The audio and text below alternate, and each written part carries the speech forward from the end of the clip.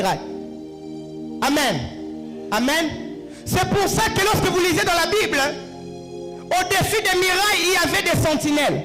Les sentinelles, les veilleurs, étaient les yeux de la ville. C'est lui qui communiquait à la ville ce qui se passait à l'extérieur. Quand l'ennemi devait arriver, quand quelque chose se passait à l'extérieur, la sentinelle était là pour voir. Parce que ceux qui étaient à l'intérieur de la muraille n'avaient aucune possibilité de voir à l'extérieur de la muraille. Amen. Amen. Et la muraille ici représente la loi. Amen. Représente la loi. Ces fils sont nés et ont trouvé une loi. Tous ceux qui sont nés sous cette loi n'avaient aucune possibilité de voir en dehors de cette loi. N'avaient aucune possibilité de voir au-delà de cette loi. N'avaient aucune possibilité d'envisager un autre moyen d'obtenir gain de cause. Parce que la loi les aveuglait. La loi qui était l'image de la muraille. La loi qui peut être comprise comme la muraille empêchait à ceux-là qui naissaient sous cette loi de voir au-delà de la loi. De voir au-delà de cette loi. C'est vrai qu'il y avait une loi qui parlait des fils qui devaient hériter. Et toutes les filles qui naissaient trouvaient que la loi disait que c'est les filles, c'est les hommes qui héritent. C'est les fils qui héritent. Et ainsi les femmes n'avaient aucune espérance. N'avaient même pas des ambitions. N'avaient même pas de l'espérance pour hériter de quelque chose. Amen. Amen. Parce que la loi qu'ils trouvaient représentait la muraille. Représentait la muraille. Et cette muraille était infranchissable. Cette muraille ne pouvait pas être franchie. Cette muraille ne pouvait pas être franchie. C'est pour ça que lorsque l'écrivain de ce livre est en train d'écrire, lorsqu'il commence à introduire l'histoire de Thélophade, avant de parler de Thélophade, avant de parler de ces filles, de ces 5 filles de Thélophade, il commence par parler de Thélophade. Mais lorsqu'il parle de Thélophade, il prend le soin de mettre en lumière le nom de Joseph. Parce que le nom de Joseph a quelque chose à voir avec ce qui se passera dans la suite de l'histoire. Parce que ce qui se passera dans la suite de l'histoire, c'est qu'il y a des filles qui s'élèveront, des femmes qui s'élèveront et qui verront au-delà de la muraille, qui verront au-delà de la loi qu'ils ont trouvée et qui penseront qu'au-delà de cette loi, il y a possibilité d'avoir au-delà de cette loi. C'est pourquoi lorsque ces filles arrivent devant Moïse, j'aime l'attitude de Moïse. Permettez-moi de prendre l'attitude de Moïse comme une parenthèse avant de retourner sur ces 5 filles. L'attitude de Moïse, c'est que Moïse, lorsqu'on vient le voir, ça m'étonne que Moïse retourne vers l'Éternel pour aller demander à l'Éternel quelque chose sur lequel il a déjà des informations. À chaque fois que le peuple venait au-devant de Moïse, Moïse n'avait plus besoin d'aller vers l'Éternel parce que l'Éternel avait donné déjà la loi afin de régir et de diriger le peuple. Mais lorsque ces filles viennent auprès de Moïse, Moïse prend quand même le soin d'aller consulter l'Éternel. Amen. Amen. Moïse est le type de personne qui, même quand il a la loi, il reste quand même en relation avec les législateurs. Quelqu'un ne m'a pas compris. Je disais que Moïse est de la race contraire à la race des pharisiens. Amen. Moïse est une race contraire à la race des pharisiens. Les pharisiens sont le type de personnes, une fois qu'ils ont la loi, ils prennent la loi, ils se détournent du législateur qui les a donné la loi. Amen. Une fois qu'ils ont la loi, ils oublient celui qui les avait donné la loi. On parle des pharisiens comme étant les gardiens de la loi. Ils gardaient, c'était les gardiens de la loi. Et on les aime pour ça. On les félicite pour ça. Mais une chose pour laquelle on condamne les pharisiens, c'est qu'ils se sont détournés du législateur. Ils ont coupé les ponts avec le législateur. Mais Moïse était le type de personne qui pouvait avoir la loi, qui pouvait exactement savoir ce qu'il faut faire, qui savait exactement que le matin il faut sortir, il faut aller au travail, mais qui quand même le matin peut prier pour demander la volonté de Dieu. Quelqu'un ne m'a pas encore compris. Je disais que Moïse était le type de personne qui sait que normalement, je suis étudiant, je dois aller à la faculté. Mais il prend quand même le temps de prier pour connaître la volonté de Dieu. Moïse a la loi. Il sait que l'héritage c'est pour le fils, mais il rentre encore vers l'Éternel. Je voudrais dire à quelqu'un, c'est vrai que tu as les résultats du médecin. Je voudrais dire à quelqu'un, c'est vrai que le médecin t'a donné les résultats. Et lorsque tu regardes les résultats, tu peux bien voir que les résultats disent que tu ne peux pas avoir d'enfant. Mais je dis à quelqu'un, retourne encore vers l'Éternel, car l'Éternel peut dire quelque chose contraire à celui du médecin. Je dis à quelqu'un, c'est vrai qu'on t'a donné des résultats au travail. Je ne sais pas, peut-être qu'on t'a dit des choses par rapport à telle ou telle autre situation. Mais je voudrais te rassurer. Mais tant que Dieu n'a pas donné raison au médecin, ne donne pas raison au médecin. C'est Dieu qui doit donner raison au test que le médecin t'a donné. Le médecin t'a donné des résultats, d'accord. Mais tant que Dieu n'a pas encore donné raison au médecin, je reste devant Dieu. Moïse rentre devant Dieu, bien qu'il sait très bien ce qui était dans la loi. Ce qui était dans la loi. Il sait ce qui est dans la loi. Mais il rentre vers l'Éternel. Il rentre quand même vers l'Éternel. Pour connaître la volonté de Dieu. Pour connaître la volonté de Dieu. Je reviens sur ce que je disais. Je disais que lorsque ces fils se sont présentés devant l'Éternel, je suis en train de parler de choses qui ont constitué le socle de la raison que Dieu est en train de donner aux 5 filles de Thélophane. Il dit à Moïse, ses filles ont raison. Mais pourquoi il est dit? Je disais que la première des choses, c'est parce qu'il ne voit pas ses filles, il voit Joseph. Amen. Il voit Joseph. Et comme il voit Joseph, il se souvient que sa parole libérée sur Joseph était que Joseph était un arbre fertile. Mais un arbre fertile dont les branches passeront au-dessus de la muraille. Amen. Et donc ces filles qui constituaient les branches, quelqu'un ne me comprend pas. Je disais ceci. Joseph, c'est le tronc. Amen. Joseph, c'est le tronc. Les branches, ce sont les descendants. Amen. Et ainsi, lorsque ces filles viennent devant Moïse, Moïse va auprès de Dieu. Dieu les donne raison à cause de Joseph. À cause de Joseph. C'est vrai qu'on parle de ces filles qui sont parties réclamer l'héritage sur le nom de Thélophane qui était leur père.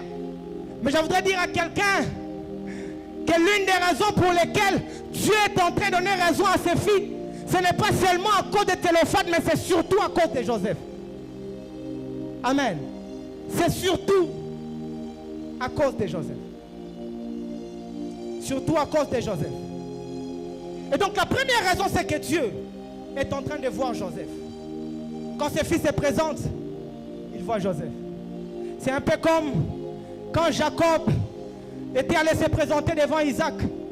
Lorsqu'il est allé devant Isaac, Isaac l'a touché.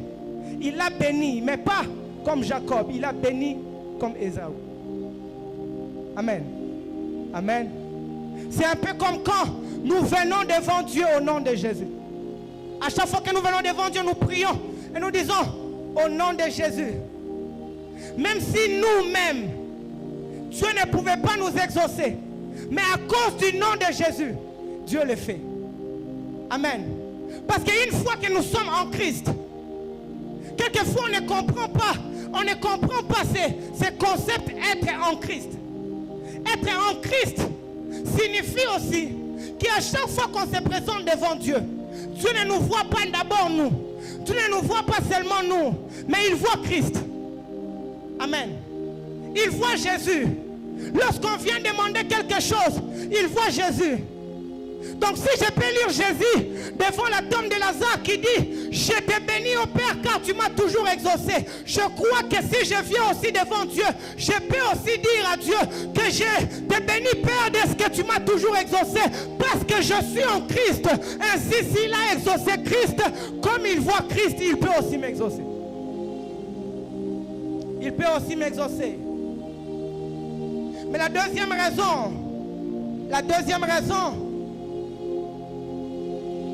raison, c'est le courage, la foi de ces filles. La foi et le courage de ces filles. Et le courage de ces filles.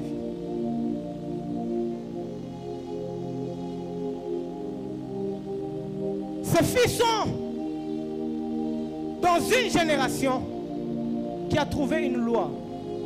Cette loi est venue avant eux. Et ils ont trouvé la loi.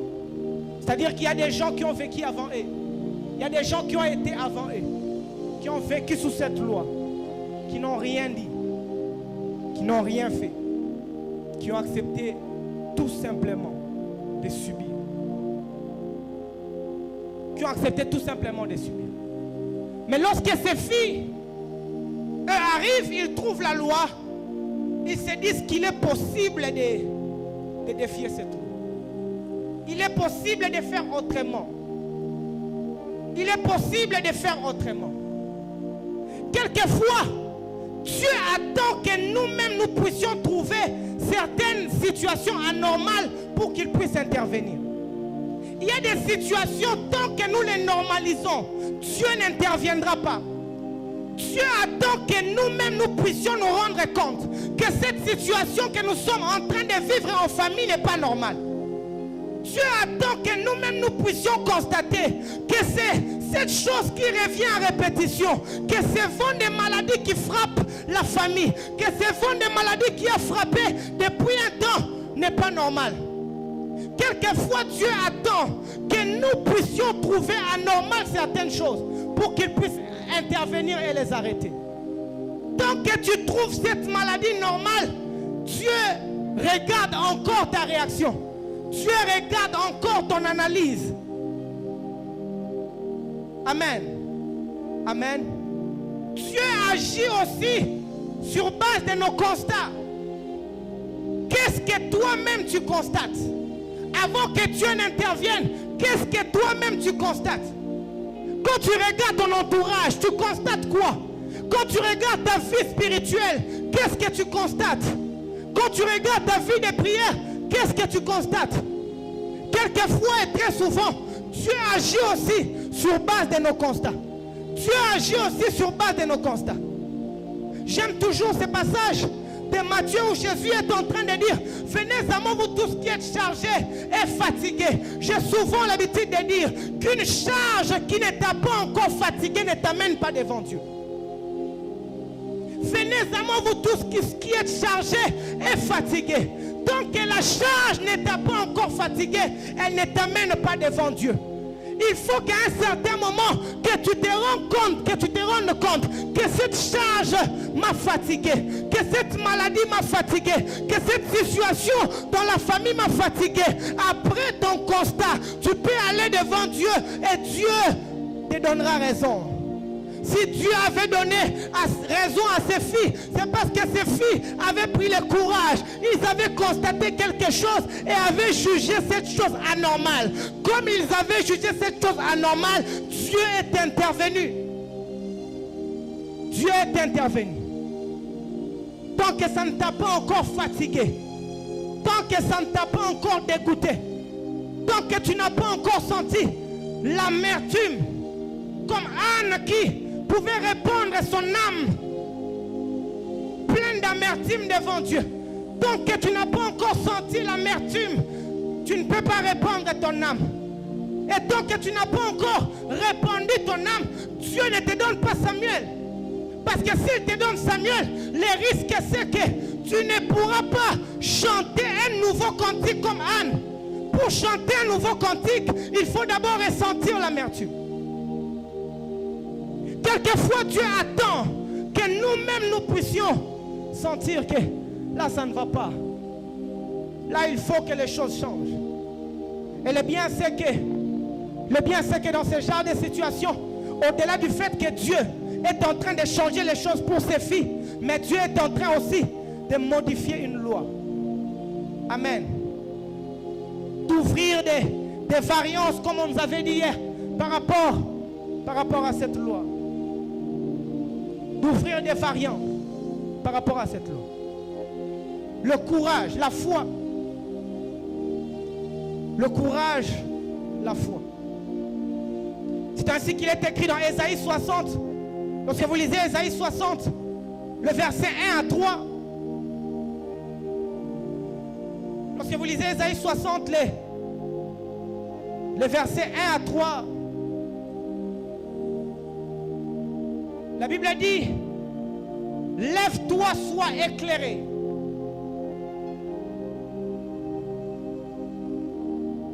Lève-toi, sois éclairé. Car ta lumière arrive et la gloire de l'Éternel s'élève sur toi. Le deuxième verset, il me dit, voici les ténèbres couvrent la terre et l'obscurité le peuple. Les ténèbres couvrent la terre et l'obscurité le peuple. Mais sur toi, l'Éternel s'élève, sur toi, sa gloire apparaît. Qui nous dit le verset 3? Le verset 3 nous dit, des nations marchent à ta lumière et des rois à la clarté de tes rayons. Mais la Bible commence par dire, lève-toi, c'est-à-dire qu'il faut faire un mouvement. Quelquefois, l'Éternel est déjà prêt de nous secourir. La Bible dit que la main de l'Éternel n'est pas courte pour sauver. La main de l'Éternel n'est pas courte pour sauver. Mais très souvent, Dieu attend qu'on fasse un mouvement. Comme on nous disait hier par le Père, qu'il y a toujours quelque chose à faire. Amen. Dans l'affaire de posséder l'héritage, dans l'affaire de posséder quelque chose, dans l'affaire de ramener ce qui était spirituel dans le physique, il y a toujours quelque chose à faire. Amen. Amen. Dans l'affaire de que ta volonté soit faite sur la terre comme au ciel, il y a toujours quelque chose à faire. Et quelquefois, Dieu attend ton mouvement. Ce mouvement peut être le fait que tu sois venu en ces lieux. Ce mouvement peut être le fait que tu aies quitté la maison pour venir au culte. Ce mouvement peut être le fait de quitter la maison pour entrer en retraite. Mais il y a toujours un mouvement que Dieu attend. Ainsi, lorsque vous lisez dans le passage que nous avons eu, la Bible dit, lève-toi et sois éclairé. Lève-toi et sois éclairé. Car ta lumière arrive. Ta lumière arrive. Le problème, ce n'est pas, très souvent, le problème, ce n'est pas la lumière. La lumière arrive. Mais la lumière qui vient doit rencontrer le mouvement de celui de qui est destinée cette lumière. Amen. La lumière qui vient doit rencontrer le mouvement de celui pour qui cette lumière vient. La lumière arrive, mais puisque la lumière arrive, tu dois t'élever. Amen. Amen. Amen. Est-ce qu'on peut acclamer le Seigneur? Je nous trouve trop froid.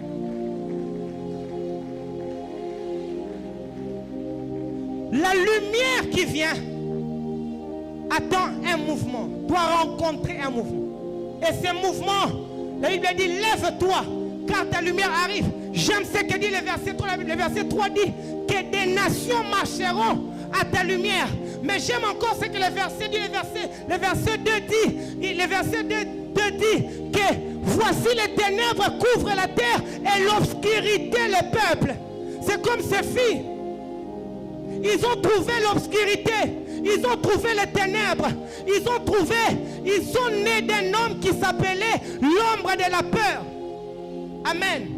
Ils sont nés d'un homme qui s'appelle l'ombre de la peur. Ils ont trouvé cette obscurité, cette ombre qui couvrait le peuple. Mais ils devaient s'élever afin que les autres, afin que les nations, afin que les autres générations marchent à leur lumière.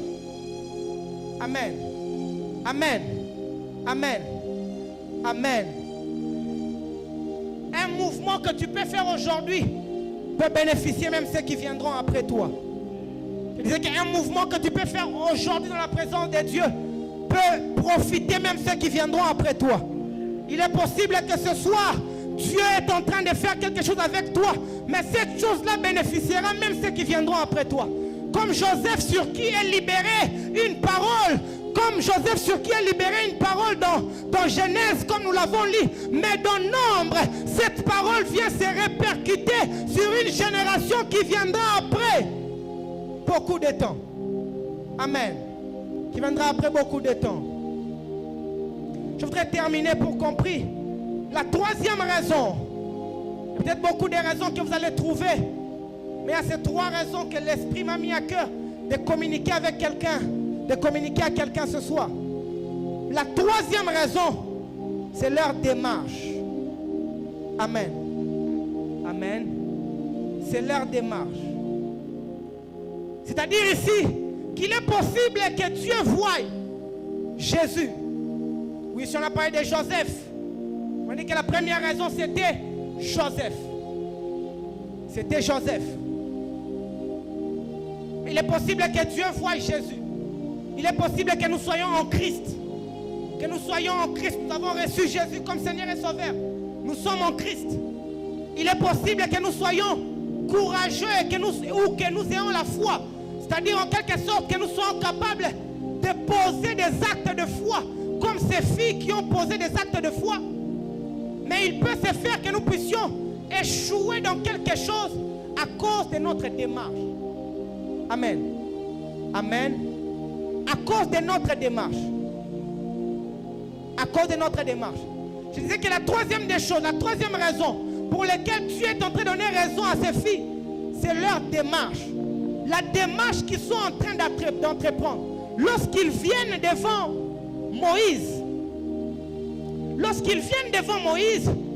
ces filles ne commencent pas par parler des biens de leur père. Ils ne réclament pas les biens de leur père d'abord. Ils ne disent pas, voilà, nous voulons les biens de notre père. Nous voulons que tu puisses nous donner aussi des parts dans ce qui appartenait à notre père. Mais ces filles sont en train de dire, que faut-il au verset 4, c'est au verset 4. La Bible dit qu'ils sont en train de dire à Moïse, faut-il que le nom de notre père disparaisse de sa famille parce qu'il n'a pas laissé de fils? Amen. Amen. Amen. Amen. Il dit, faut-il que le nom de notre père puisse disparaître? Il ne parle pas d'abord des biens. C'est vrai que leur père possédait des biens. Mais ici, ils sont en train de parler de l'identité de leur père. Amen. Ils sont en train de parler du nom de leur père. Et quand on parle du nom ici, le nom, au-delà d'être quelque chose par lequel on peut appeler quelqu'un ou une manière de nominer quelqu'un, le nom contient un patrimoine spirituel. Le nom, c'est tout un patrimoine spirituel. Lorsque ces filles sont en train de venir, ils sont en train de réclamer quelque chose. Mais la chose qu'ils sont en train de réclamer, ce n'est pas les biens d'abord. Ils ne disent pas ils ne disent pas d'abord donne-nous une part. Non, ils disent est-ce que le nom de notre Père doit disparaître? Est-ce que le nom de notre Père doit disparaître? Ils réclament le nom de leur Père. Ils ne veulent pas que le nom de leur Père disparaisse. Ils sont en train de réclamer quelque chose qui est spirituel. Ils sont en train de réclamer un héritage qui est spirituel. Parce que le nom, c'est l'identité.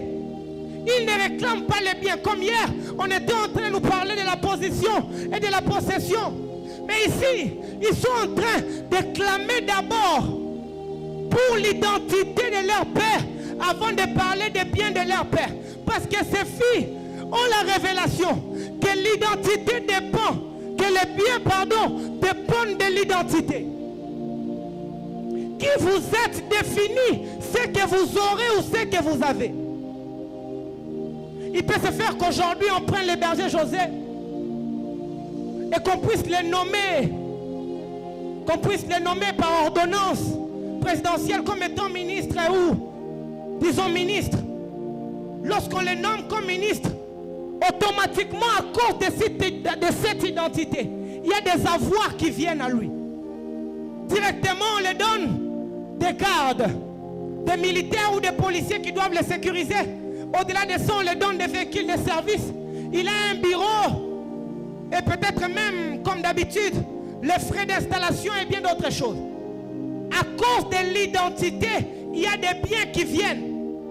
La démarche de ces filles, Dieu donne raison à ces filles. Au-delà du fait qu'il voit Joseph, au-delà du fait qu'il voit la foi de cette fille, qu'il voit cet acte de foi qu'ils ont fait, Dieu est en train de voir leur démarche. Et cette démarche, c'est que ces filles sont en train de considérer les choses spirituelles avant les choses physiques. Ils sont en train de considérer le patrimoine spirituel de la famille, l'identité spirituelle, les noms de leur père, qui ne doit pas être voué à la perte. C'est ça qu'ils réclament en premier. Ils disent, faut-il que les noms de notre père disparaissent? Faut-il que les noms de notre Père disparaissent? Parce qu'il est écrit dans Hébreux 11.3. Dans Hébreux 11.3, la Bible dit, c'est par la foi que nous croyons que tout ce qui a été créé par la parole, de sorte que les choses visibles ou physiques viennent de ce qui est invisible. Les choses que nous voyons viennent des choses que nous ne voyons pas. Ces filles, dans leur démarche, ils n'ont pas commencé par parler des choses visibles, mais ils ont commencé d'abord par parler du nom de leur père qui est quelque chose d'invisible. Ils ont d'abord réclamé l'identité de leur père, parce que dans l'identité de leur père, il y a une lignée, il y a tout un patrimoine spirituel. Amen. Amen. Il y a tout un patrimoine spirituel. Tout un patrimoine spirituel. Tout un patrimoine spirituel. Ils viennent plaider, non à cause des biens d'abord, mais pour la perte du nom de leur père qui constitue un patrimoine spirituel. Un patrimoine spirituel. Ce qu'ils sont en train de réclamer, ils sont en train de réclamer d'abord l'identité. Ils sont d'abord en train de clamer l'identité. Ils mettent d'abord l'identité avant les avoirs. Ils mettent l'identité, ils mettent l'être avant les avoirs. Lorsqu'ils viennent réclamer, ils ne viennent pas dire que nous voulons les biens. De toutes les façons, que son nom se perde ou pas. Nous, ce que nous voulons, c'est les biens de notre Père. Donne-nous les biens de notre Père. Ils viennent d'abord réclamer le nom avant les biens. Amen. Ils viennent d'abord parler de l'identité avant de parler des avoirs. Une manière de montrer dans leur démarche. Dieu pouvait voir dans leur démarche que ce sont des personnes qui ne sont pas attachées seulement au bien, mais ils sont aussi attachés à l'identité. Parce qu'en parlant du nom de leur Père, ils sont en train de parler de leur identité. Aujourd'hui, il y a des chrétiens qui sont plus attachés aux avoirs de Dieu qu'à l'identité qu'ils ont en Dieu. Amen. Amen. Amen. Elle pouvait aussi parler de l'identité, mais elle pouvait aussi parler des avoirs, pardon. Mais avant de parler des avoirs, elle parle d'abord de l'identité. Comme pour dire que les biens, on peut les avoir. On peut avoir des biens. On peut nous mettre ici, tel a un véhicule, tel a un véhicule. Mais seulement pour celui qui est en Christ, il doit avoir un peu plus que le véhicule. Amen. Amen. On peut être tous dans un bureau, dans un service. C'est vrai que tous nous travaillons telle part. C'est vrai que tous nous avons tel salaire. Mais au-delà du salaire, il faut que celui qui est en Christ ait un peu plus que le salaire. Au-delà des biens et des avoirs, au-delà des avoirs, ces filles sont en train de clamer l'identité. L'identité de leur Père. L'identité de leur Père. Il y a un passage que j'aime affectueusement. Le passage de Genèse 25, 5 à 6. Genèse 25, 5 à 6. Si la technique peut nous les balancer. J'aime affectueusement ce passage. Là, il me dit qu'Abraham donna tous ses biens à Isaac. Amen. Le verset 26, la Bible dit, il fit des dons au fils de ses concubines. Il y a une différence entre Abraham qui donne tous ses biens à Isaac et les dons qu'il fait à ses concubines.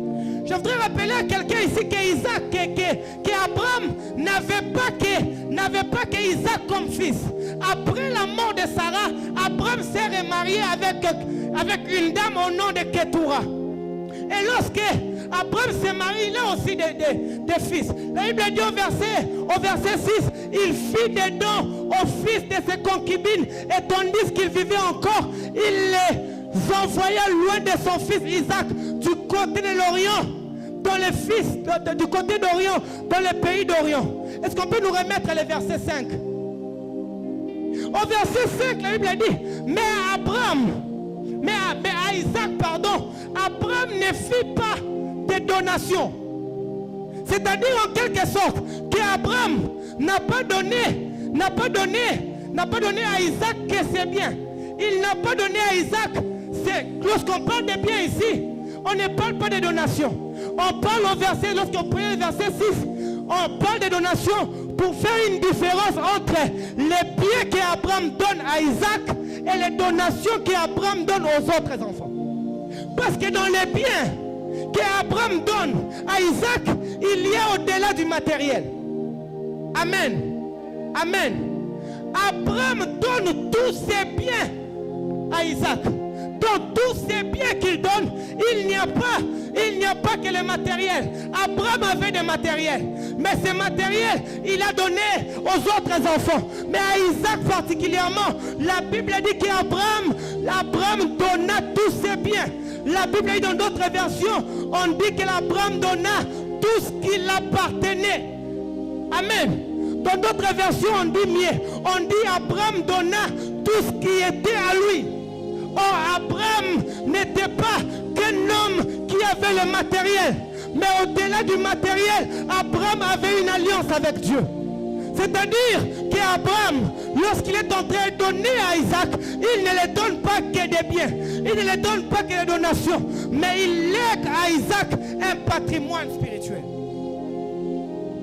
Et c'est pour ça que Dieu donne raison à ses filles. Parce que lorsque ses filles viennent au devant de Moïse, il ne commence pas par dire donne-nous les biens de notre Père. Mais il commence par dire est-ce que le nom de notre Père doit-il disparaître? Comme pour dire qu'au-delà des biens, notre Père avait quelque chose qui primait sur les biens. Et cette chose, c'est l'identité de notre Père. L'identité de notre Père qui fait aussi notre identité.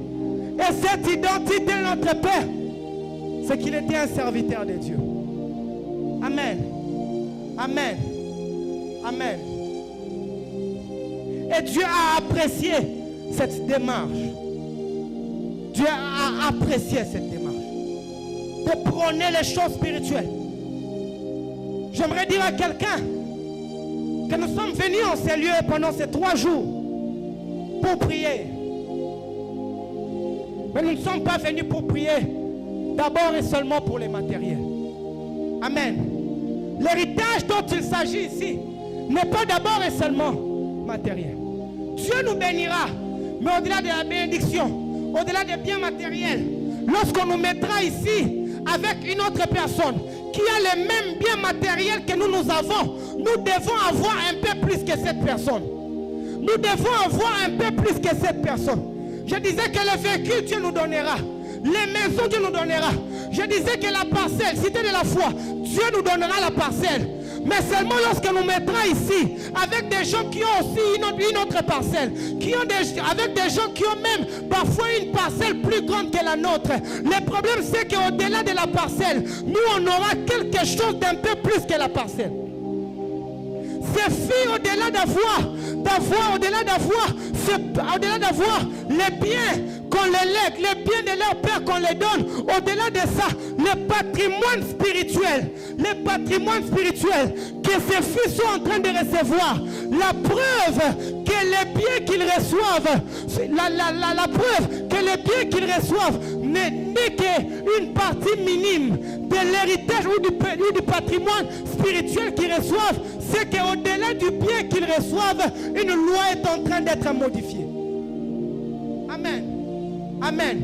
Pourquoi la loi est en train d'être modifiée? On pouvait leur donner seulement des biens et laisser la loi. Dire que bon, ça c'était un cas exceptionnel, on les règle comme ça, on leur donne les biens, mais après ça, ça reste comme ça. Mais l'une des preuves de la bénédiction de Dieu sur quelqu'un, c'est que cette personne devient aussi une bénédiction pour d'autres. Je voudrais dire ça encore. Je disais que l'une des preuves, quand Dieu bénit quelqu'un, l'une des preuves que cette bénédiction vient de Dieu, c'est que vous remarquerez que cette personne devient aussi une bénédiction pour d'autres personnes. Je disais que la preuve que le matériel que ces filles avaient reçu était qu'une partie minime, était que la manifestation physique d'un patrimoine spirituel qu'ils ont réclamé et qui leur a été accordé, c'est qu'après avoir reçu les biens, ils ont reçu aussi la modification d'une loi. Ils se sont vus être les pionniers de quelque chose qui sera modifié. Même à la longue, dans les générations futures, on parlera de ces filles. On dira que c'est vrai qu'à un certain moment, nous, on n'avait pas droit d'entrer. On n'avait pas le droit d'accéder. Je voudrais dire à quelqu'un, il est possible que Dieu vous élève dans une génération, dans une famille, afin que les générations qui viendront après vous citent votre nom. Parce que c'est à partir de vous que quelque chose de nouveau avait commencé. L'une des preuves que le matériel qu'ils avaient reçu, les parts des biens que leur père avait, qu'on leur avait accordé, l'une des preuves que ces biens étaient minimes par rapport au patrimoine spirituel qu'ils avaient réellement reçu, c'est qu'au-delà du fait qu'ils avaient reçu les biens, une loi avait été modifiée. Amen. Une loi avait été modifiée. Une loi avait été modifiée.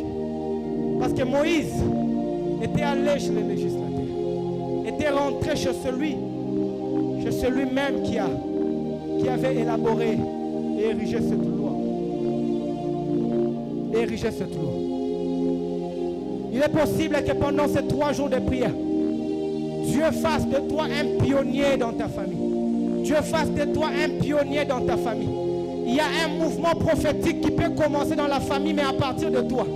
Il est possible que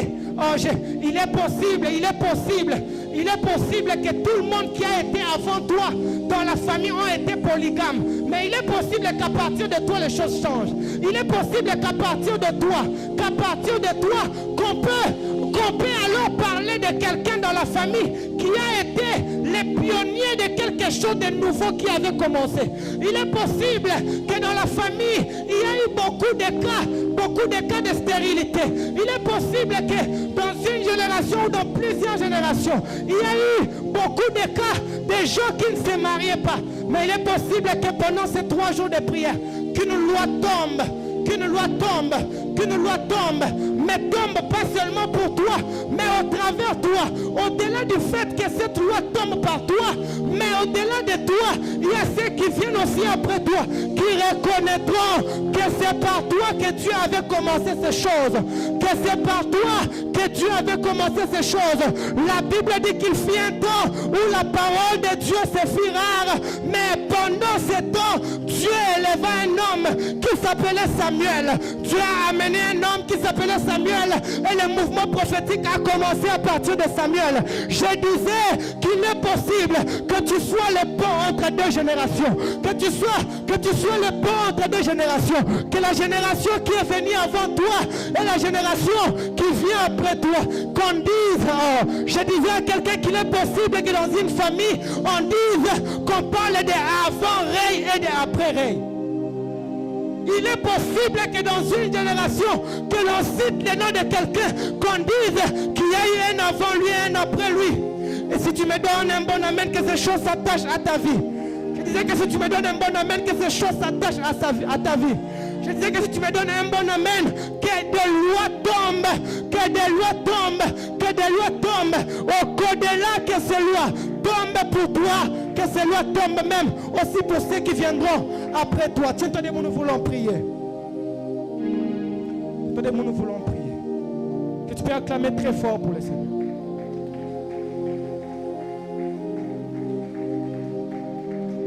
Tu peux faire mieux que ça, nous voulons prier. Tu peux faire mieux que ça, tu peux acclamer le Seigneur. Nous voulons prier. C'est ta première prière, c'est ta première prière. Ces acclamations, c'est ta première prière. Ces acclamations, c'est ta première prière.